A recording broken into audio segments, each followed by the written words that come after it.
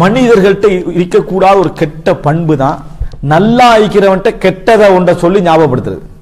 ஒருத்த நீதியா வாழ்ந்துகிட்டு இருப்பான், அநீதி செஞ்சீங்களோ என்ன நடக்கும்னு தெரியும் தானே அப்படின்ற அவன் நல்லா தான் இருக்கிறான், அவன் நீதியா தான் இருக்கிறான். ஒருத்த பணிவா வாழ்ந்துகிட்டு இருப்பான், பெருமை அடிச்சா என்ன நடக்கும் தெரியும் தானே அப்படின்ட்டு. வீட்டுல பிள்ளை நம்ம சொல்லி கொடுத்த மாதிரி அன்றைக்கு செஞ்சுக்கிட்டு இருக்கும், இன்னைக்கு அமைதி போல நேற்று கிடைச்சது தெரியும் தானே அப்படின்ற அவன் நல்லா தான் இருக்கிறான். அதாவது நெகட்டிவ் அவனுக்கு ஞாபகப்படுத்துற, நல்லா இருக்கிற டைம்ல பாராட்டுறது இல்ல, கெட்ட இருக்கிற டைம்ல மட்டும் சரியா என்ன செய்யறது போட்டுறது. இது நம்ம இருக்கிறதா இல்லையா? எல்லா விஷயத்துல மனைவியோட டீல் பண்ணாலும் சரி, மனைவி கணவனோட டீல் பண்ணாலும் சரி, அவன் அப்ப இருக்கிறத பாராட்டுறது இல்ல. ஒருத்த அமைதியா படிச்சுக்கிட்டு இருப்பான், அமைதியா படிக்கிறான், இவன் நேத்து என்ன செஞ்சான் தெரியுமா, அவன் நேத்து செஞ்சது வேற, ஆனா என்கிட்ட இந்த பண்பு இருக்குது. இது நல்ல பண்பே அல்ல. ஒரு சமுதாயத்துல ஒன்றே உங்களுக்கு உருவாக்கிறார். உங்களை கண்டாலே அவன் என்ன நினைப்பான் தெரியுமா, ஏண்டா முடிச்சோன்னு நினைப்பான். உங்கள்ட்ட இருந்து நல்ல வார்த்தை வராது. அவன் நல்லது செஞ்சாலும் நேத்தை ஞாபகப்படுத்துவீங்க, இன்றைக்கு கெட்ட செஞ்சா நேத்து இன்றையும் சேர்த்து செய்வீங்க, ஞாபகப்படுத்துவீங்க. ஆனா அதைத்தான் இவர் செய்யறார். யாரு? முகமது பின் மஸ்லமா அதான செய்யறாரு. அதை ஏற்றுக்கொள்ளக்கூடிய பண்பு யார்கிட்ட வரும் சொல்லுங்க. அதாவது உமர் ரலியல்லாஹு அன்ஹு நீதியாவும் இருக்கிறாங்க, நீதியா இருக்கிறத முகமது பின் மஸ்லமா சொல்றாரு, நீதியா இல்லை என்றா நம்ம என்ன செய்வோம், வளைச்சு அப்படி நேராக்குவோம் அப்படி என்று சொல்லி சொல்றாரு.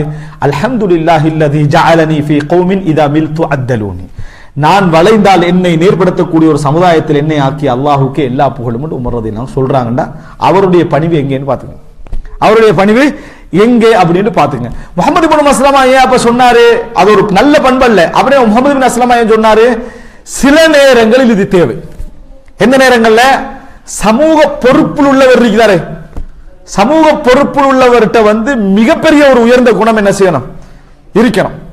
அவர் எல்லா விமர்சனங்களையும் தாங்கக்கூடிய அமைப்பிலான ஒரு ஆளாக இருந்தால்தான் சமூகத்தில் நலவு என்ன செய்யலாம், அவரால் செய்யலாம். ஏன் விமர்சிக்கிறதுக்கு 40 பேர் கீழே என்ன செய்வான், இருப்பான். போட்டு விட்டோடனே பத்தி எறியும்னா அவன் ஓடிடுவான். அதனாலதான் உஸ்மான் ரலியல்லாஹு அன்ஹு ரசூலுல்லாஹ் என்ன சொன்னாங்க, அல்லாஹ் உங்களுக்கு ஒரு ஷர்ட்டை அணிவித்து எதிரிகள் கலட்ட விரும்பினா நீங்க என்ன செஞ்சிட வேணாம், கலட்டி விட வேண்டாம். உஸ்மான் ரலியல்லாஹு அவர்கள் நினைச்சா போராடிக்கிறான், ஆனா அவர் என்ன செய்யல, ஆட்சியை விட்டு கொடுக்காம ஷஹீதா மௌத்தாயினாரு. ஏன் நினைச்சவெல்லாம் கலட்டுறதுக்கு என்ன செய்யக்கூடாது, வைக்க கூடாது என்பதனால ரசூலுல்லாஹ் சொன்ன அட்வைஸ், அவர் வீரராத்தா மௌத்தாயினார். ரசூலுல்லாஹ் அட்வைஸ் அது இல்லைன்னா அவர் சொல்லி கொடுத்த ஆட்சியை நீங்களே வச்சுக்கங்கன்னா அது போயிருக்கும்.